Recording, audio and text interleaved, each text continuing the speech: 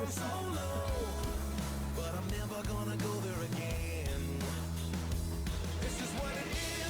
This is who I am. This is where I finally take my stand. I didn't want to fall, but I don't have to crawl. I'm not the one with two star hands.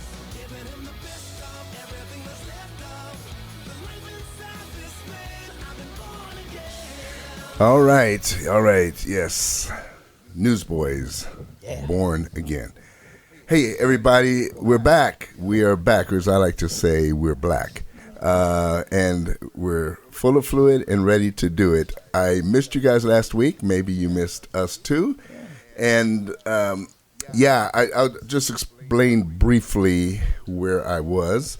I was in El Paso, Texas, at the 50-year reunion of Jesus Chapel Fellowship, which is one of the Jesus movements, and where I met the Lord Jesus Christ, and I met my bride. I actually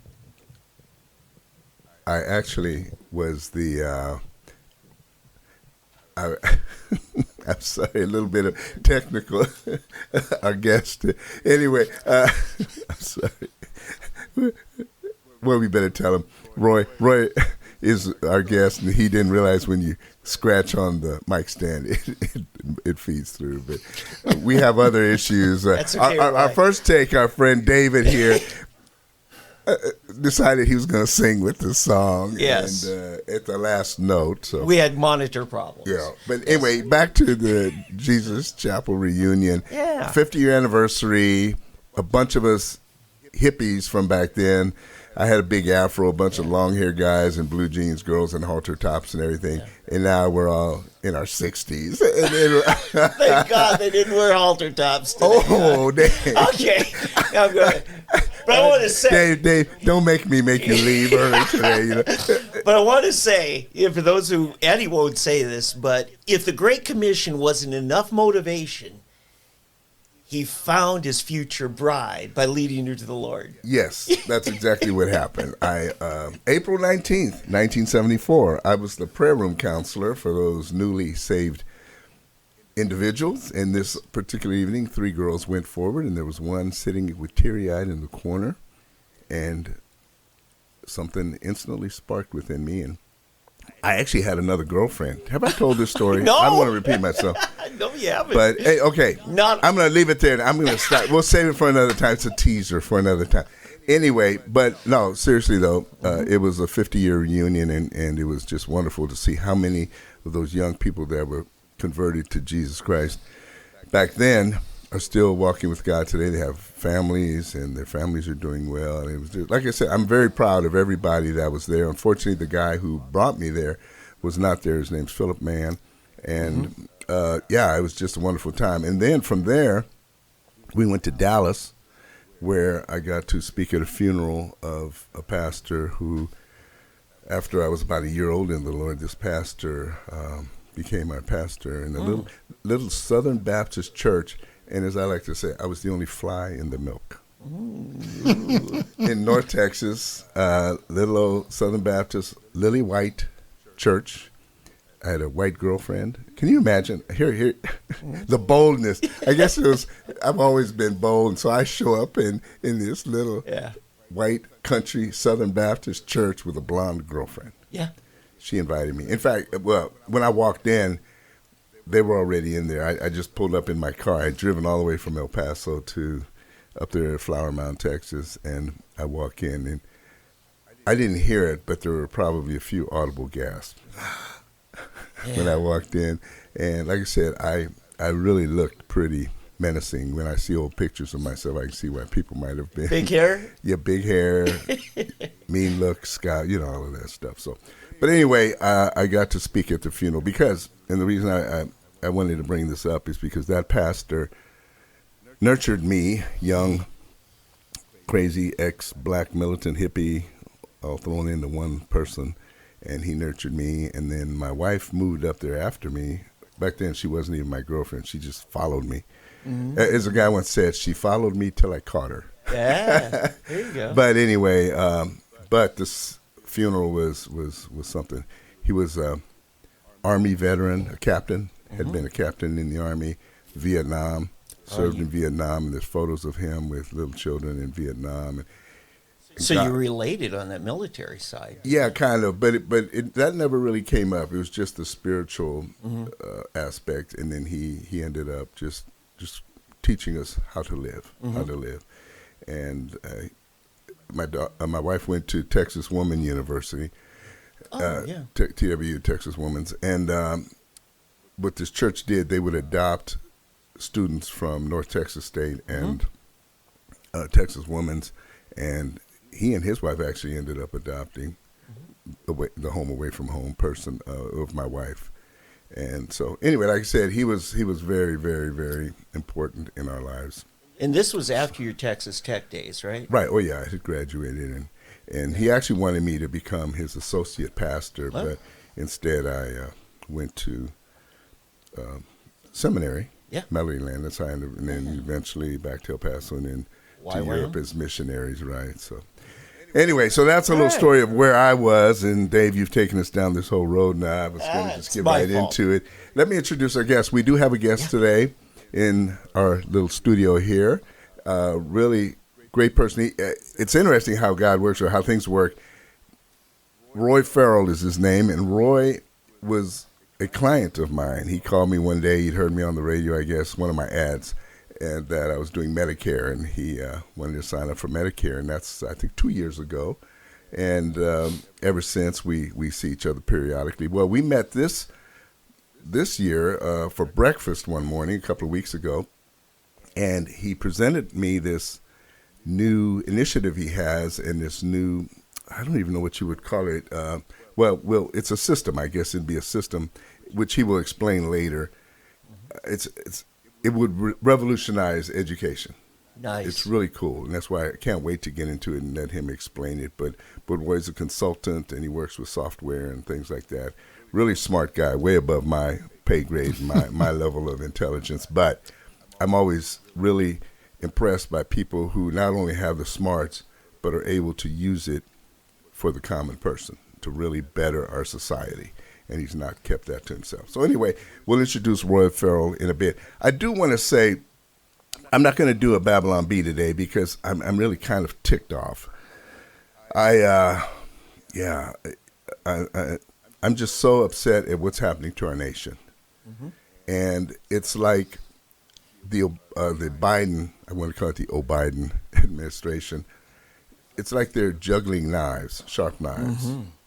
And at any moment, one is going to fall and basically kill America. And the Republicans, the church, almost everyone is just, I believe, blind to what is going on. We're all focused on one thing. It's either immigration or the $3.5 trillion economics package he's proposing and things like that.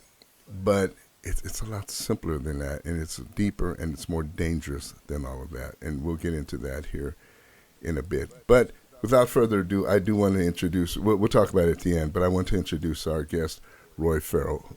Roy, welcome. Thanks, Eddie. And Eddie, that was a great intro, because just a little background. You know, we met. I've got this. I have a new grandchild, a second one on the way. She's only 2, and one of the things I wanted to do was to make sure that she would learn how to read. You know, I've got 5 children. I've got 2 National Merit Scholarships. They're all very bright. I cannot win an argument with them unless I am I am fully prepared. But when I started down this path of trying to, or how do I teach her to read? You know, my eyes were opened as to just the problems. And not to take too much, I just want to give a little history of reading. Please, go ahead. Okay? You know, we started with symbols, you know, and it started from commerce. You know, you owe me 20 barrels of wheat. And then it started with symbolic symbols, Chinese, hieroglyphics, Yes. you know, a picture. But then the Greeks did something amazing. They invented the alphabet. It was the first alphabet that had symbols for each vowel and symbols for each consonant. And they developed language.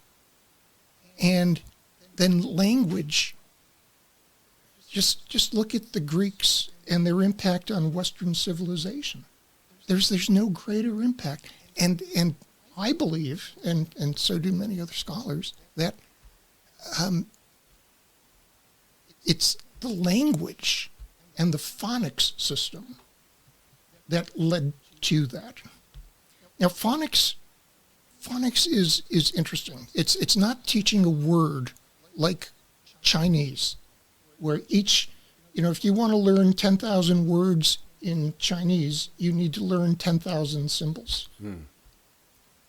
But in phonics, each letter represents a sound. Those letters combined make a new sound, and then those sounds make words.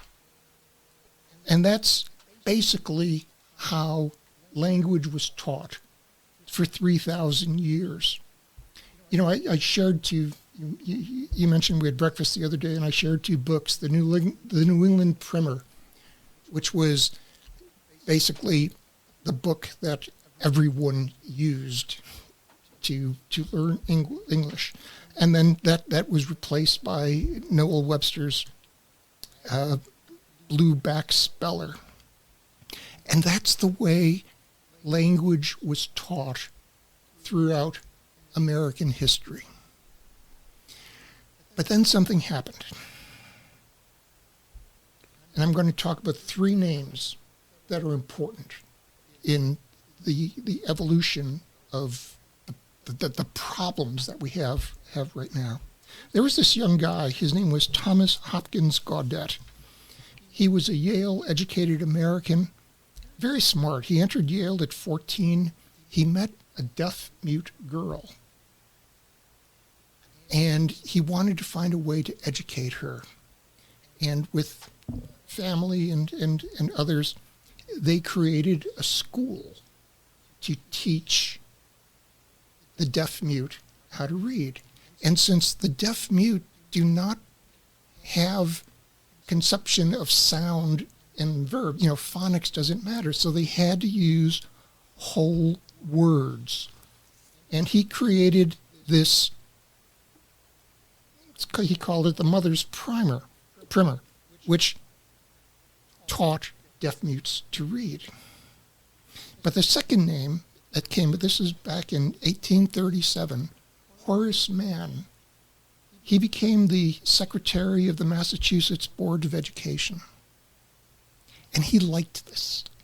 He liked the whole word, to remove people from the tyranny of learning how to learn reading through the phonics system.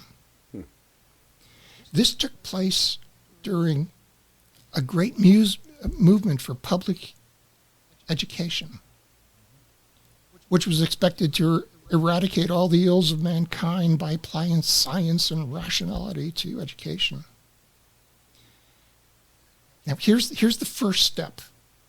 They established the first state-owned and operated college for teacher training. It was called the Normal School at Lexington, Massachusetts. And what they did was they discovered that if you take over the teaching of teachers, you get your agenda. Because the teachers then teach what was taught them, and the children learn what was taught by their teachers. It's interesting that some of the schoolmasters, and they rebelled a little bit about this because it wasn't teaching. Wasn't teaching reading. But they discovered that controlling the education system was the way. The big change happened around the turn of the century. John Dewey, you all know him. He's a socialist. He wanted to change the focus of education from the development of individual academic skills to the development of cooperative social skills. Oh boy. Now, sir, the objective of socialism has been from the very beginning was to remake man from the competitive being of a capitalist society to a cooperative being in a socialist state. And education was considered the best means to achieve this. Dewey's famous laboratory at the University of Chicago and later the Lincoln School's Teachers College at Columbia University, where he opened shop in 1905, set the new direction for education. You know, the damage done by John Dewey continues to the day. It was the socialist John Dewey who identified high literacy as the main obstacle to socialism because it produced people with independent intelligence who could think for themselves, Can't have that. read the Bible, and act as individuals. Dewey said that we needed a different kind of literacy, a socially based literacy that created interdependence in a collective society. It takes a village. No, the introduction was the result. The result was the introduction of look-say, where you don't learn to read the word, you learn as if you're in Chinese. Learn to memorize, right? You have to memorize. And again, for a 4,000 word vocabulary, you need to know 4,000 words. Mm-hmm.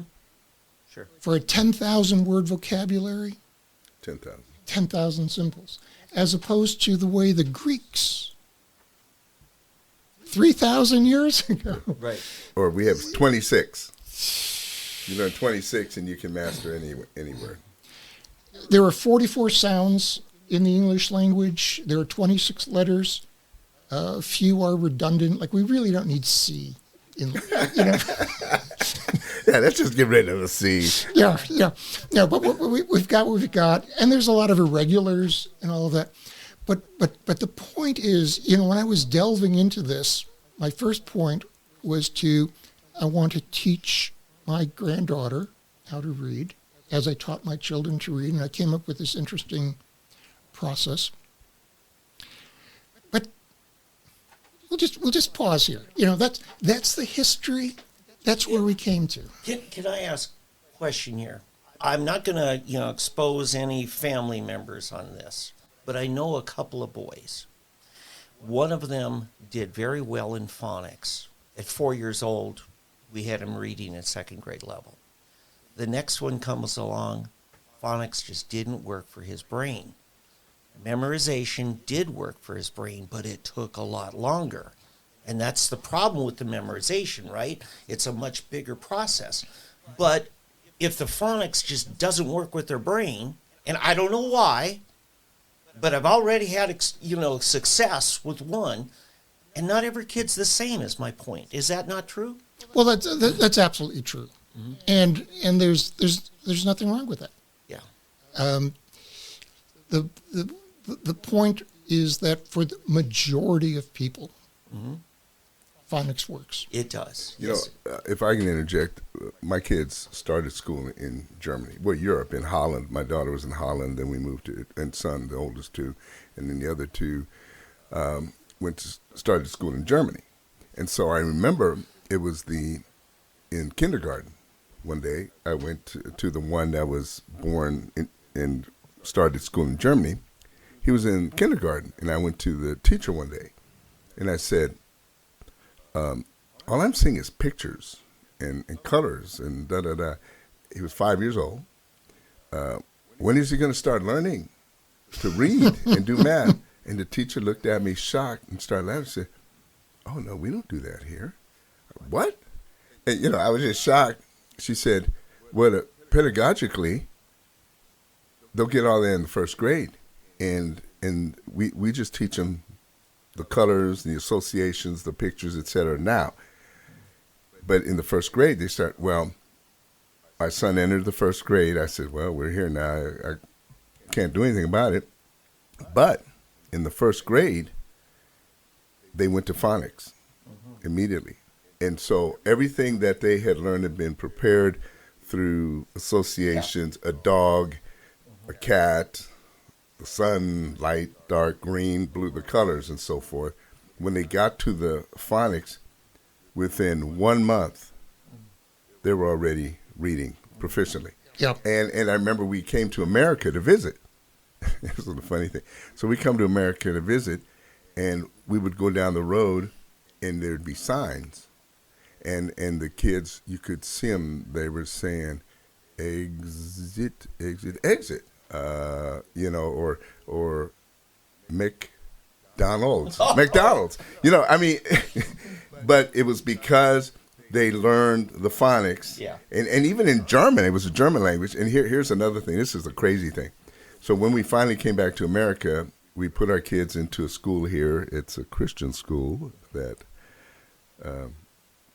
Nice. the name is synonymous with triumph. Anyway. Anyway, my daughter's in the 8th grade, and in 9th grade there was a girl, an exchange student from Holland, a Dutch girl. My daughter was the most proficient English student in the 8th grade. How about that? And the Dutch girl was the most proficient in the 9th grade. These are two kids that had never taken an English class in America before, but they were at the top because exactly what you're saying is what happened. They just did it, and so I'm going to get back to the case of your son. Yeah. I think what may have happened, it may have just been too early. It doesn't mean the phonics method is wrong. He just wasn't ready for that then. For whatever reason, he may not have been prepared. Like I said, the way they do it, they teach them all the pictures and to associate sounds with it, so that when they get to the phonics, it's easy for them to pick up the sounds. And I'll never forget that, because I thought, oh no, my kids are going to be stunted because they didn't learn to read and write and do arithmetic in kindergarten or preschool. Now, you got this educare system here now in Tulsa with 2 to 3 year olds, and to me, it's a waste of time. But anyway, Roy, so I just want to interject that, because everything you're saying, I've experienced it. He's experienced it, and so in just different ways. Eddie, it's interesting. In 1955, this individual, Rudolf Flesch, wrote the book "Why Johnny Can't Read," a seminal book, and he chronicled the history of failure. And he went back and he looked at Europe. They're at least 1 or 2 years ahead of us Americans, schools, as to where they're learning to read.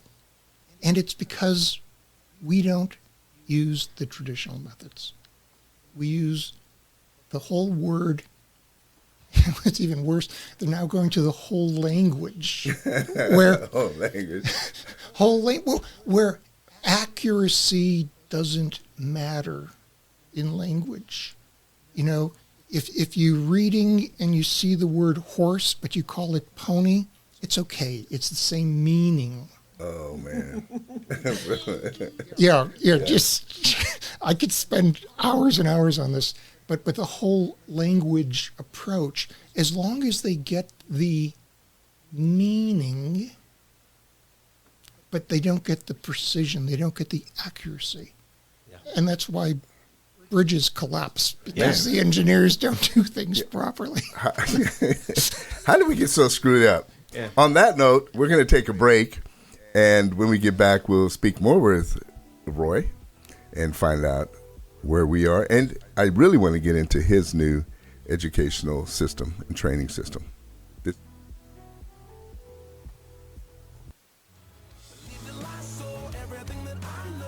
I'm Jeff Davis with Just a Thought. How many times have you heard, "This isn't the country I grew up in"? Older Americans believe they're the last generation to know what America was like before it all changed. While there is some truth in that concern, America has always been changing. What you see on the news is not America.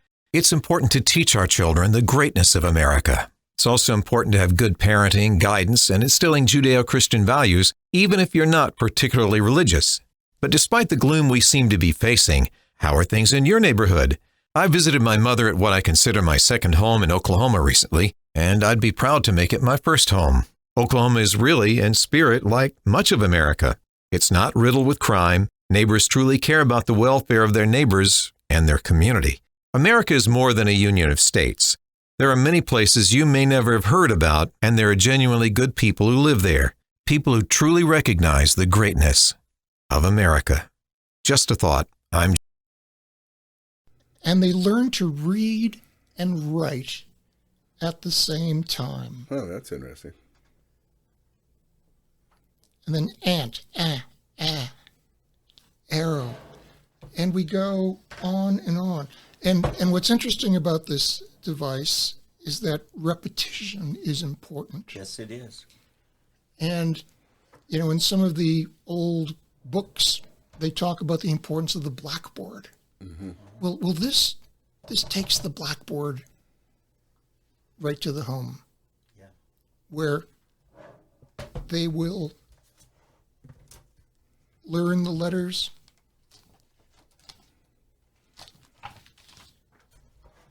and it's an easy tool for the child and the parent to learn.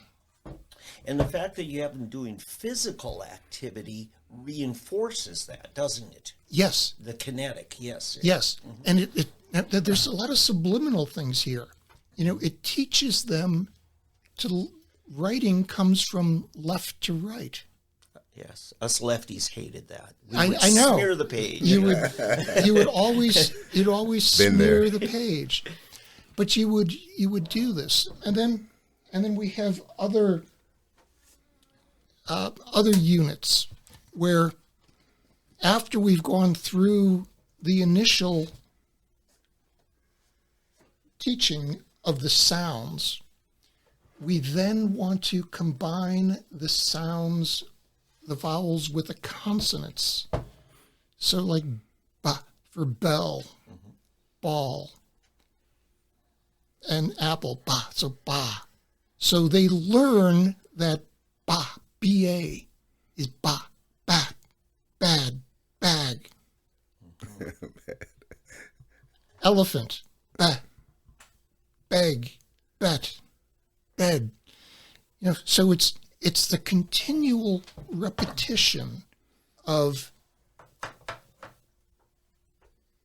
the sound, the vowel, mm-hmm. the consonants, and all the combinations. Mm-hmm. So that's how you learn to read. Yeah. And it's tying in all the types of learners. As Will Rogers once said, humorously, there are some that learn from books, there are others who learn from observing, and some just have to pee on the electric fence for themselves. But the physical, the verbal, and then the processing. Yes. That's all going into there. You're tying it all in. Yes. The phonics, but also the memorization.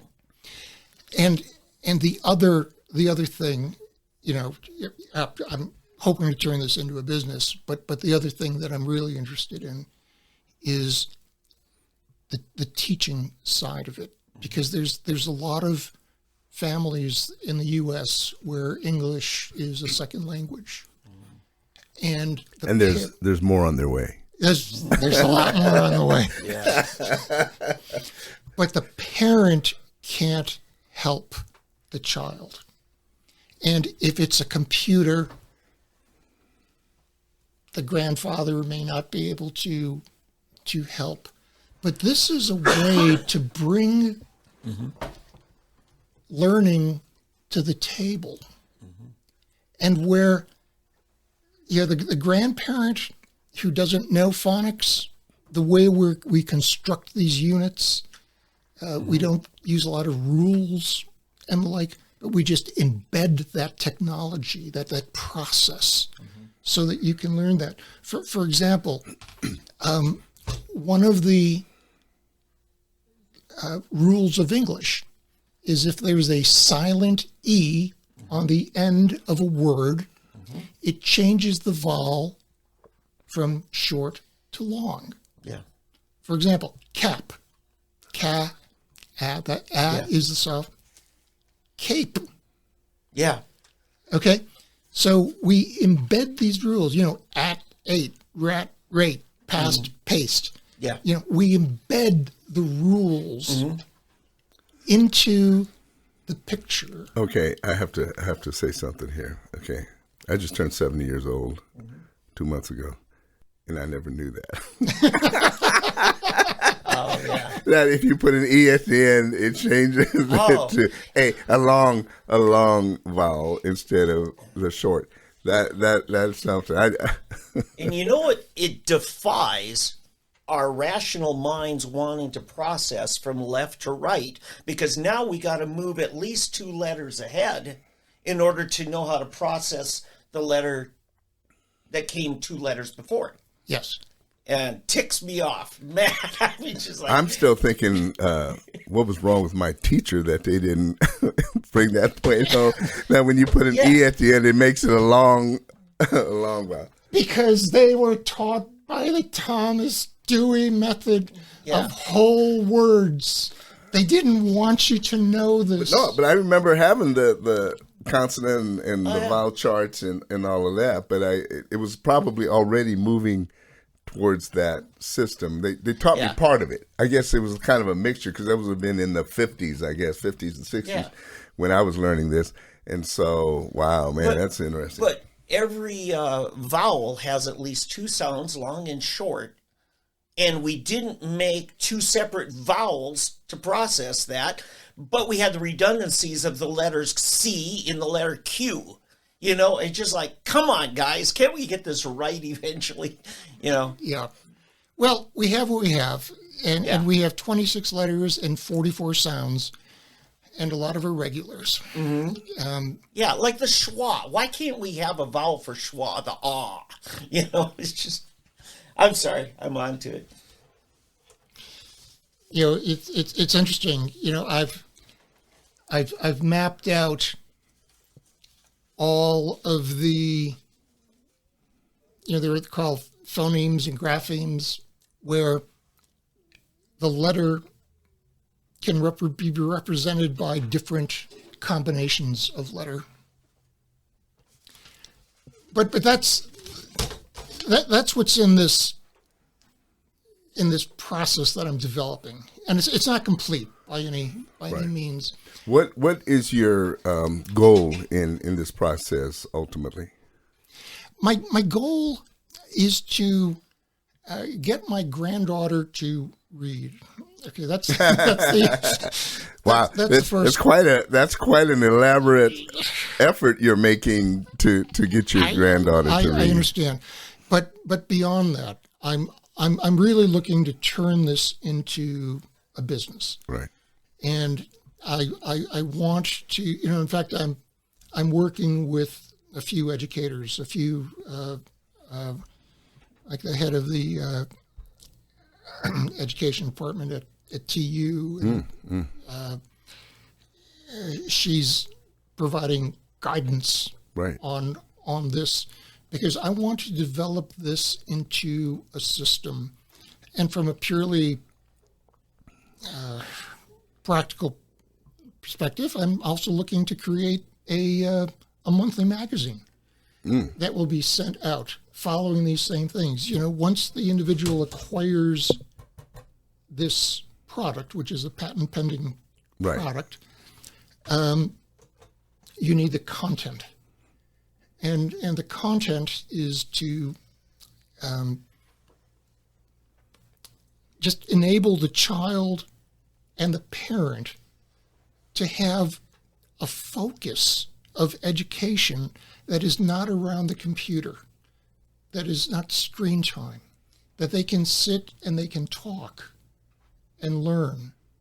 That's the ultimate objective. So online schools like, let's say, Epic and K-12 and some of these, would this be a support to those, or would this be more of an instead of? I would say it's a both and. It's we don't need, this is clearly low tech but high process behind the scenes. Right. So I could turn this into a computer system also, but that might be a second step. Yeah. But I'm not looking for that. What I want is learning around the table, where you and your granddaughter can sit down and learn together, play games together. Because this is not just for reading. This is for mathematics, for logic. There's no limit to what we can build into this process. Yeah. But we are at the very, very first steps of making this happen. I am working to get more of these units constructed. I'm still developing the full series of units. Like all of our the process that we have for teaching English. There are 8 different units that we have. The first one is just the sounds of each letter. Then we have the combinations of the short vowels with the consonants. Then we have the consonant combinations like sh, sh, with all the consonant combinations. Then we introduce the long vowels. Then we have the vowel combinations like a, I, o, look. Then we have irregulars, and then we just bring everything together with reading and writing. So the first unit is introduction to reading and writing at the same time, and not at all what our public education system does. Yeah, that's very true. That is very true. Well, listen, what's that TV show where the find entrepreneurs and they Shark Tank. Yeah, this sounds almost like something to present on Shark Tank. Sure. Although, to be honest with you, I would rather see it in public education. Absolutely. In other words, school boards or school districts purchase it and then, use it for the masses. Yeah. Because Shark Tank, of course, then it's going to turn into this totally profit-oriented type of thing. You'll see it on Amazon and on this and that. Whereas if you could get a contract with TPS, Oklahoma City schools, and basically the school districts, it's a much better way to. But here's the problem I see. Ultimately, would be you probably have to fight some of these Common Core people and the people with. So it might. You'd probably have success in some districts and not in others, where the people see the need, or are opposed to Common Core. But in others, you'll probably have some fight in. And to be honest, the public school system is my third option target. Oh, really? Okay. The first market. What I would really love to do is, there's a number of organizations. The Kaiser Foundation is very heavily involved in education. What's interesting is that, Hillsdale College. Yeah. They have a series of charter schools. They're classical charter schools. Right. And there's one. There's one forming in Tulsa. Yeah, I'm trying to get in contact with them. But talking about the foundations that would be interested, if they're truly interested in education, the charter schools, we have a large Indian tribe population. Yeah, that would be really. Because I need to find a manufacturer for this. I want to tie this into some big news that's come out this week. OCPA just issued a big deal about Oklahoma public school test scores plummeted Yeah, I heard it on in the COVID thing. Yes, and in spring of 2000, a little over a year ago, they decided we're not going to do achievement tests. Right? In fact, they just canceled, half a semester. And then they went online, and everything that we relied on in public education just totally failed us. And so what does that do then? It turns education back into something that the family needs to take responsibility for. And that family might be mom and dad, might be just mom or dad, but they might have the benefit of grandpas, like the three of us in the room here. But really what it says is, families, you got to rely on yourselves. Yes. Yeah. It's always been the case. I mean, we've gotten more and more away from that, but that's always been the case, and that's why his kids and his grandkids are doing so well, because dad and granddad have taken an interest in taking it upon himself to see that those kids have the best education possible and get the best foundation and best start. And that's always where it begins. Yes. It's always let me tell you this one other little story real quick. Again, Germany. I learned so much in the German system that I had to deal with. I went to visit my daughter's school. She was in the 4th grade. And I went to see the teacher, and it was open house, visit to teacher time. And so first time I met her, and I said, "So how's she doing?" "Oh, she's doing wonderful. She's doing great." I said, "Good, because when we get back to America, she's got to be ready to go to university." And the teacher looked at me and said, well, no, she's not doing that well. I said, "Well, wait a minute, you just said she's doing great." Yeah. "Well, your daughter's not university material." And I said, I know, excuse me? My 9-year-old daughter is not university material? 9 9 years nine. old, they decided. And so It's interesting, Eddie, that in Germany, they have this rigorous process. They winnow people out. yeah, Yes. three-tier system. It's a Yes. socialist program. If they don't think you're university material, you become a welder. Volksschule. Now that's part of the Soviet system. Russia was the first to institute that.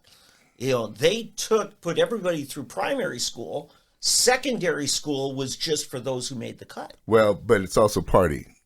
Oh, Like yeah, those that who too. joined the Communist Party and not. Well, anyway, so the teacher told me, and I said, "Excuse me?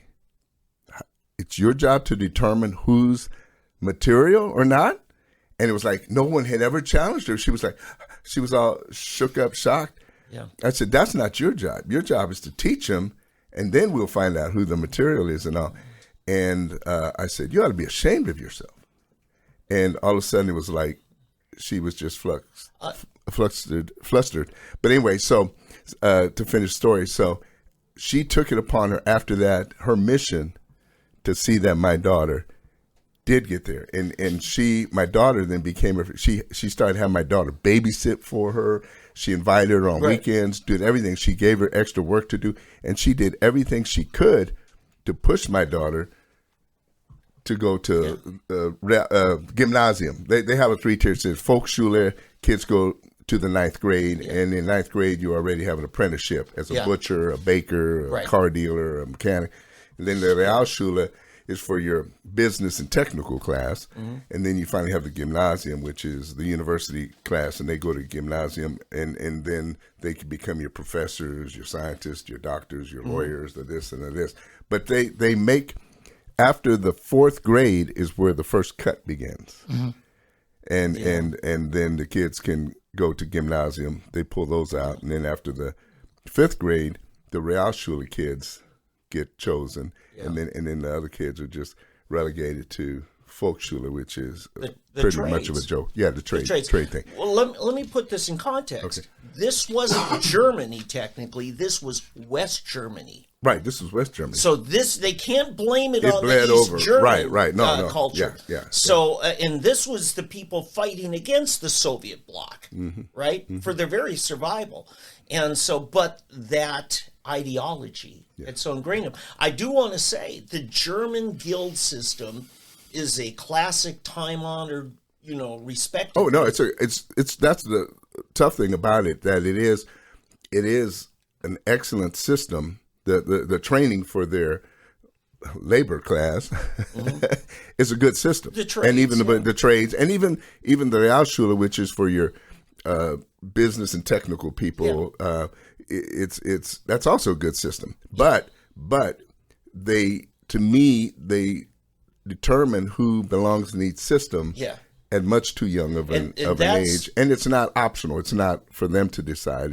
They decide it for you. That's the problem with it. It's wonderful to have the trade system, and I have to say, in the United States, we've gotten this kind of a bigoted mindset from our teacher class that, well, I went through college, and that's why I'm so successful. I teach public school, and therefore, if you want to be anything, you got to be like me. I majored in feminine studies. I majored in black studies. How far is that going to get you? Yeah. What's really interesting is that I've just seen recent numbers that it used to be 60% of college students were male, and now 60% are female. Yeah. The men are not going. Right. The men are finding out that it doesn't make sense to come out with financially $200,000 of debt and work at McDonald's, as opposed to going to a trade school and learning plumbing, electrician, welding.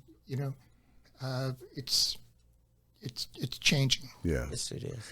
Hey, I see you've got a book here. Let's do that, and we'll wrap up this segment, and we'll get into some politics and stuff like that. So, I just wanted to get back that in the 60s, there was this individual who was part of the education establishment. Her name was Janine Chall, and she was commissioned to study, phonics, whole word, and she came out, and she was part of the establishment, but all of the facts said phonics is the way to do it. Mm-hmm. But this was not a retail book. It didn't get a lot of publication outside of the education establishment. And the education establishment. They just hammered her. Buried it. Surprise. Yeah, surprise. Yeah. Okay, great. So what is Janine Chall? Yes. It was called Learning to Read, The Great Debate. The Great Debate. Learning to Read, The Great Debate. So if you can look it up on Amazon, you might be able to, if they haven't still hidden it, you might be able to at least get a used one. Yeah. So, well, hey, Roy, man, this is great. And I really do appreciate this. And we want to continue to do this. So periodically, I'd like you to come down and we can discuss this because, like I said, this is just some very, very important to what's going on in America. Yeah. I already know, Roy, there's people right now saying, how do I get a hold of this guy? Roy, last name, spell it? Farrell, Farrell. All right. My email is royfarrell at 4hrv.com. 4 Harold Robert Victor. Right. Yeah, and of course, patent's pending. Yeah. And he wants to develop it more to get it out there before. Otherwise, he's giving it away free, and then you know where that can head. So we don't want that. Mm-hmm. It can devolve very quickly. So I can't wait till you get with the professors at TU or whoever else is helping you and get this thing really nailed down and get it out there because it's very, very important. And I do have to say I'm kind of impressed that TU is interested in this. That TU is wanting to see this happen because I always picture TU as being one of these progressive establishments where they're getting farther and farther away from the basic foundations of our nation. Well, one of the doctors, Dr. Mike Torello, he heads up their International Business Development School. He's a parishioner at Christ the King with me, and we've known each other for years. And he's a great guy, and he introduced me to folks. Good. There. So it's relationships. That's good. Mm-hmm. All right, we're going to take another short break. When we get back, I want to discuss some of today's weighty issues.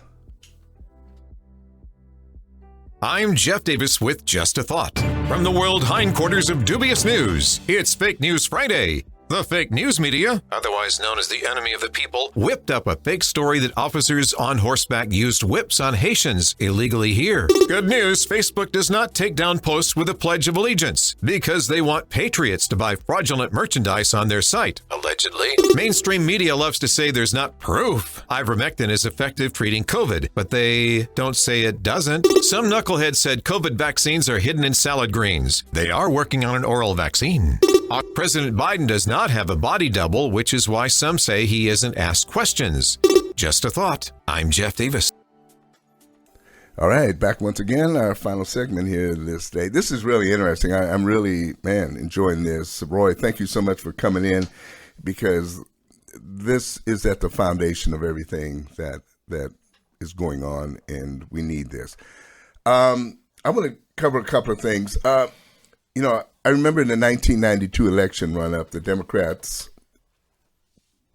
redundant line was that the Reagan-Bush economy is a trickle-down economy, right? That the money at the top, and they allowed a little bit to trickle down to the lower class, middle class, and all down. And so, but what I'd have to say then, if that was trickle down, then the Democrats have shut the spigot totally off. That they've just, there's nothing trickling down anymore. Yeah, it's all going up. But if I could say, remember Lloyd Benson's famous words in the vice presidential debate. He said, sure, anybody can produce a good economy writing $300 billion worth of bounce checks. Well, now we're like, holy smokes, if we only had a $300 billion deficit, we would love that. Yeah. Now, what's Biden trying to do? Multi-trillion dollars. Yeah, they are totally. I mean, it's pretty clear that what they're trying to do is enslave the masses. Yeah. I don't know if anybody has considered this. Roy, I don't know if you might have considered this, but what I call it is a new feudalism. We're in a new feudal state.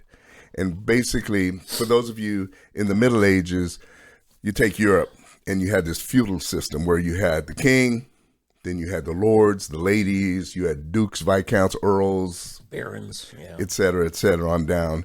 And we have that today. We basically have the president seems to think he's king. Then you have the vice president, and I don't know what she's doing, actually. I don't know where she would be. She's an advisor, I guess, to the king, maybe, if she's even doing that. But the Senate would be like your dukes and duchesses. Then you have your Congress people, which are your viscounts and barons, et cetera. And each one has a little area, but they all do it basically to serve the king, as long as they can have their own little fiefdom. They all have their own little turf. They don't want it challenged. Exactly. And I don't know if you saw this today, but I saw this on Free Republic, that DeWine in Ohio is looking, because they're losing a seat, and they're looking to eliminate Jim Jordan's district. Of course, that would be the one they want to eliminate. Yeah. Well, then let Jim just take a bigger chunk. Let him run. Okay, that's fine. You can eliminate that, but I'm running for that other one. Now I have even more power. Yeah, and by the way, and you're breaking something that's important for us to know. Just about every legislature is going into special session, if they aren't currently in session, over the next month. And Oklahoma will as well, because while we've done most of the redistricting within our state, we could not do our congressional districts, such as Ohio's having to deal with, until officially the census was released, and that was just over the summer. So, but I think Oklahoma actually picked up a seat, didn't we? No. Oh, we didn't? We're going to stay. Now, we lost one 20 years ago. Okay. And we'd like to gain one back. Texas is gaining, 2? Or more, at least. Yeah, it's 2. Florida, we Texas, thought it might be, yeah. And so, the interesting thing is they're gerrymandering, where they decide, okay, who are we going to make fight against? Now you got 2 incumbents fighting over a new district, and that's what they're looking at Jim Jordan. What surprises me is what's going on in the Republican Party within Ohio, that they find Jim Jordan to be such a threat to them. Right. Yeah, it's totally a feudal system. I remember when Jim Bridenstine was running for Congress the first time, and he was going up against a Democrat attorney. And this attorney and his wife were both lawyers. Yeah, was it Hall, I believe was? I don't remember his name. And I remember going to a debate up north, and they were all there. And I got to moderate the debate. But you can imagine what that was like. Yeah, ask Kevin Stitt what that's like. Yeah. In any event, I still remember at the time, and this is common knowledge, Jim Bridenstine had a $370,000 college loan debt. And I thought, oh my goodness, that's incredible, 300 and some thousand. Well, the guy running against him, between him and his wife, they had a $770,000 college. You will never pay that off. No, you won't. Yeah. Unless you go to Congress. Or you get Congress to wipe out all student loan debt. Well, that could be. Yeah, and we're hearing that, aren't we? Yeah. But anyway, that's where we are these days. It's just crazy. But anyway, so we can say that the Democrats have now turned the spigot off. And here's what most Americans most likely cannot and will not understand. Okay, and this just frustrates the heck out of me. Okay, raising taxes on the rich does not hurt the rich. This came to me several years ago. It hurts those who would like to become rich. Yeah. To move up from low class to middle class, from the middle class to a higher class, and so forth. It begins with Social Security. I don't know. Roy probably knows this. I don't know if you know this, Dave, but right now, Social Security tax that we pay every month, or employment tax, FICA, it only goes up to $142,800. Yeah. If you make above that, you don't pay. You don't pay anything above that amount. So a person on the Social Security, not the Medicare. Right. So anybody that is earning, say, $150,000, they're getting taxed at almost 15%, the full 15%, or $21,420. Now that's a chunk out of that person's income, right? Yeah. If you make $1.5 million, you're taxed at the same amount, $21,400 or 1.5 and less. So the more you make, the less of a hit it is on your actual income. And once you hit a certain point, you have very smart advisors and people to tell you how to shelter and hide the money. Right. So let's say, all these wealthy super, as they're called, the uber rich, you can never hurt them. I mean, you can take 90% because what actually gets taxed? Your earned income, right? Okay, but let me push back on you, Eddie, just on that point. Please. Because what we were trying to do with this Social Security system is not make it a welfare program. And so we set it up on a formula of it's only going to max out at a certain amount that you get as a pension in Social Security. And so since we're capping that, we're also capping the amount you have to pay in. So it's truly not a welfare system. And the populist argument is, hey, the uber rich are not continuing to pay a percentage on that real high amount. Well, they didn't set it up that way. And that's part of how they sold it, because back in the 30s, when they put it in there was a certain pride people have. I don't take welfare. Right. I don't take charity. And so we had to sell it as a pension program.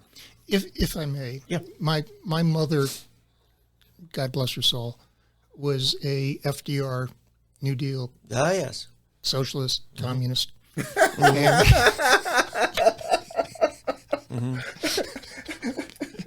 Tell us how you really feel about FDR. Oh yeah, and we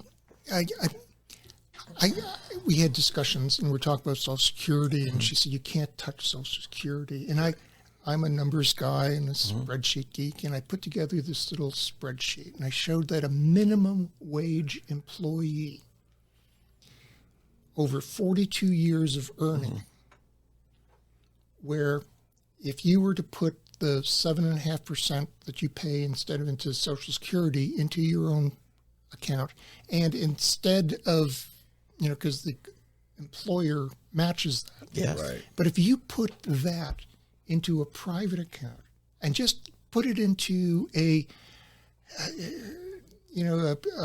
Savings. a CD. Not a CD, but Annuity? Not an annuity, but just an IRA with just an investment into this a stock fund. Yeah. And which averages 7% for the last however much. Yeah. After 42 years, you would have about, and this is minimum wage. Right. You would have over $600,000 in that, and the interest that you're accumulating on that would be far more than what Social Security pays. Right. Plus, you give $600,000 to your child. The Galveston experiment, right? Yeah, Exactly. It's funny, Roy, because I've done that same thing because I'm in the insurance business. Yes. I figured out if You're a big 25 A.L. Williams fan, aren't you? Yeah. Don't get me going. No, but I figured out that you could buy at age 25. You're just starting out, so you're making $20,000 a year, and you buy a life insurance policy. You can get a 30-year term policy. Let's say, and I actually was using a 25-year, but let's say you get a $250,000 term policy. You can get that probably for $20 a month. Okay, you're in good health, you're young, and it's a 30-year policy for 30 years. So then you take that $30, and then you take, let's say, out of your income $200 a month. Okay, so you take your $200 a month, you 30 down, and then you have $170 left that you invest in an annuity, a mutual fund, anything like that. And I figured that, at the same rate, by the time you're 65, over those 40 years, with everything, I actually figured out at that rate, you would actually have over $1 million in your, and it's your money to do with. And like you said, the big scam that people don't think about is that if you get a divorce, or you're not married when you hit 65, then Uncle Sam says, thank you very much. They keep it. Once your kids are over 18, they can't get it. And if you die, let's say the average black mortality rate, I think the last time I checked was 67 years old, 67. So African-American males tend to die very early. They're not eligible now until they're 66.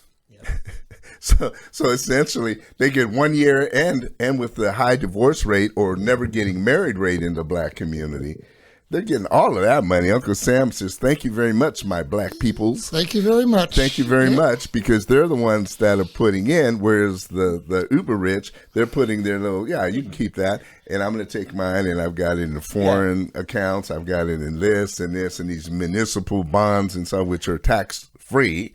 Yes. So it's a nightmare, but that's the thing that people don't understand, and that has to start being brought home. The government's saying, hey, let me hang on to your money for you. Exactly. And then you got to apply to get it back. Yeah. And they're going to make up rules, whatever fits their convenience. Yeah. They're going to make up those rules. And so, Roy, your next mission, should you decide to accept it, like Mission Impossible, your mission, should you decide to accept it, would be to figure out how to get this message to the common person. Exactly what you did to show in spreadsheet form.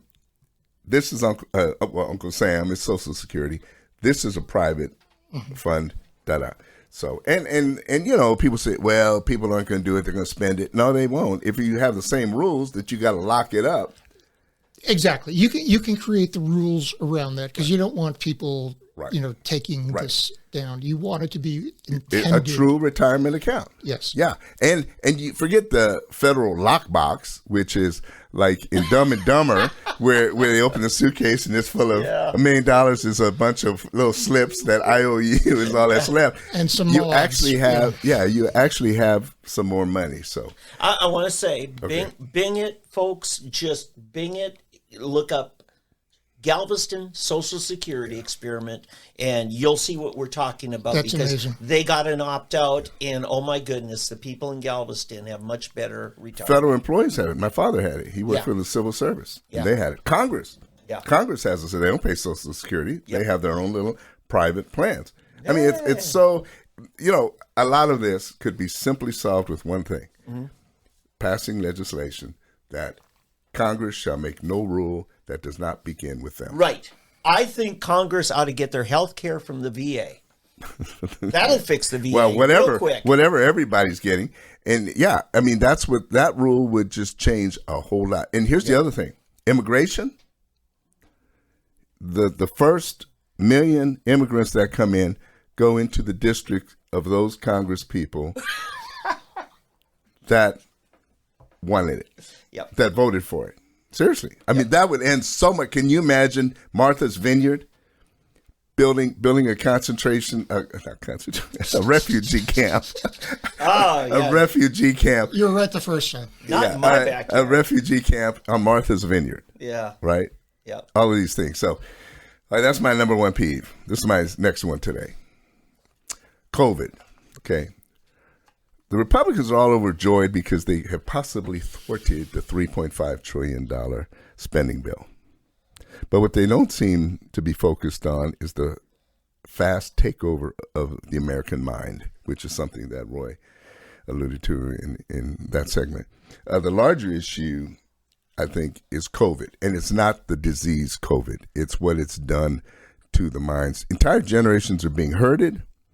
And yes, I mean like cattle or sheep into doing the will of the ruling party.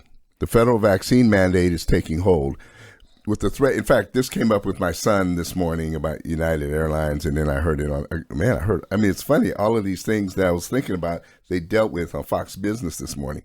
But they were talking, they had some Democrats sitting on there, and she was all overjoyed because before the mandates, the federal mandates for vaccines, they had a 30 to 50% participation rate. Now, since he has basically told them that you either get on board or you get fired, it's up to 90%. People are afraid of losing their jobs. And so, and even worse is the kids being groomed. They're being groomed to step in line. I mean, they're just set them up. And as I put here, I've read this book and I've seen the movie. It does not end well. Yeah. I mean, it's just, that's what gets me. Back in the 70s, you remember those late 60s, early 70s movies, Soylent Green, Oh, yeah. the Omega Man, what was the one, Logan's Run, Yeah. that were so, it showed what was going to happen. But we all made the wrong assumption because they always portrayed it as coming from the right wing. Yeah. From the conservatives, right? We were the ones that were going to take everybody's rights away. We were the ones that were going to create this hell on earth.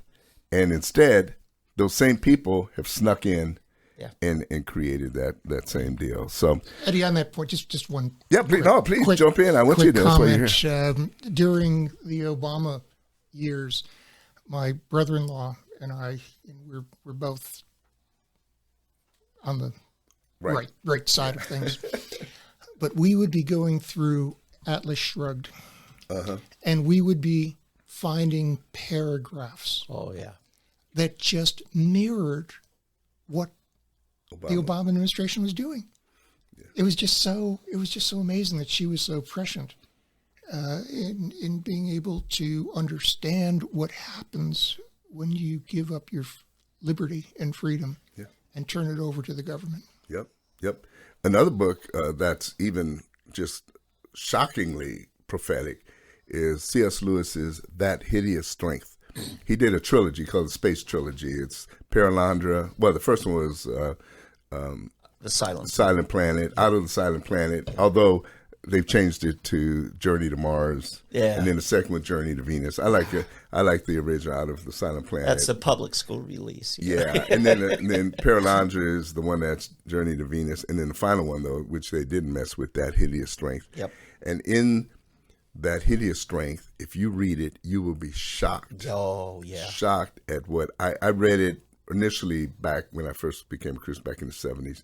But then I read it again like around 2000, and I was just blown away at how prophetic he was in seeing what was happening. And it's really scary.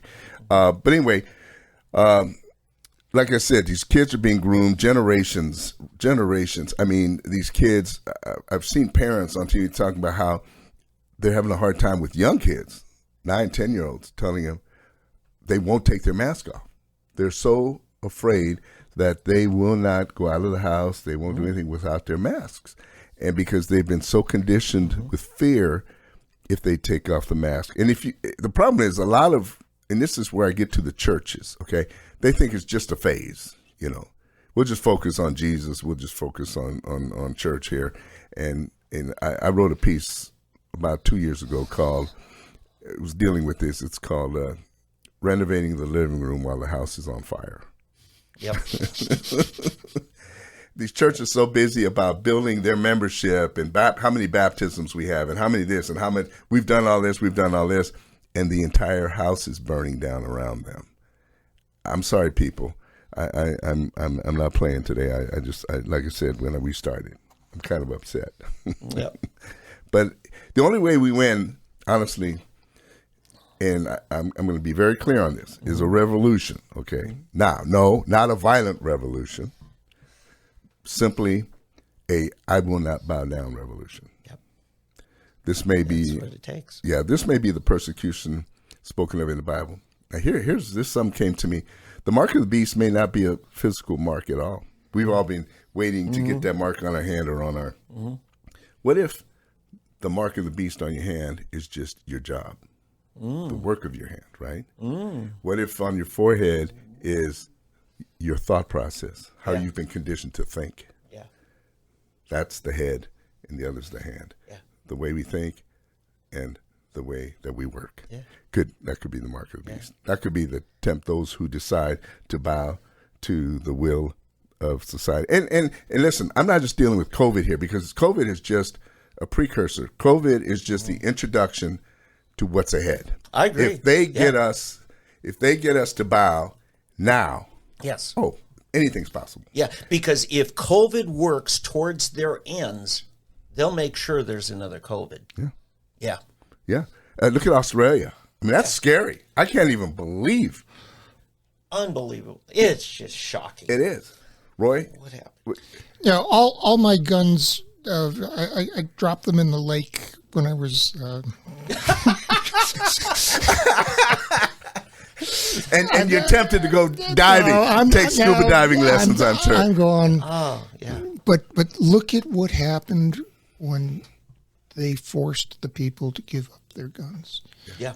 Our founding fathers were just brilliant and just so prescient, and all of our rights are guaranteed by the second. Sure. Yeah. They're supposed to be, at least. And so, like I said, to me, this is just a precursor to what is happening. This was the perfect vehicle for them to use to get Americans conditioned to obey. Yeah. And like I said, even though our generation may not be willingly obedient, they have managed to get it into enough young minds to get the kids in the next generation to obey for the next step, which is take guns, close churches, take all your money. They want to look, anything over $600 in your bank account, you've got to, now the bank's got to report where it's going with. Honestly, when are people going to say stop? Yeah. When is a pastor going to stand up in the pulpit and say, enough, this ain't right? Yeah. God only wants 10%. God doesn't want 70%. So you think you're better than God. It's insane. It's totally insane. Before we sign off, can I just throw a Babylon headline teaser out there? He had to get his Babylon B in I today. got to have my Okay, fix. all right, It's all been right. 2 weeks, Yeah, okay? all right. Babylon And I'm sure B. it fits. Headlines. Trust us to make health decisions for you, says government health agency that can't define what a woman is.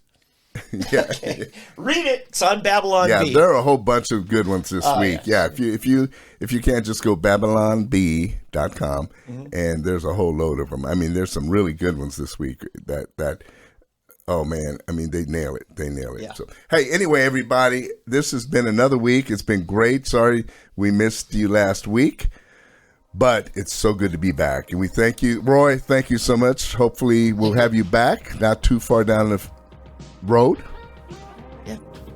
And David, as always, thank you. Glad to be back. Whatever your name is over there at the end of the table. No, Julian DeLeon. Thank you, Julian. Hey, God bless everybody. Have a great week. We'll see you next week.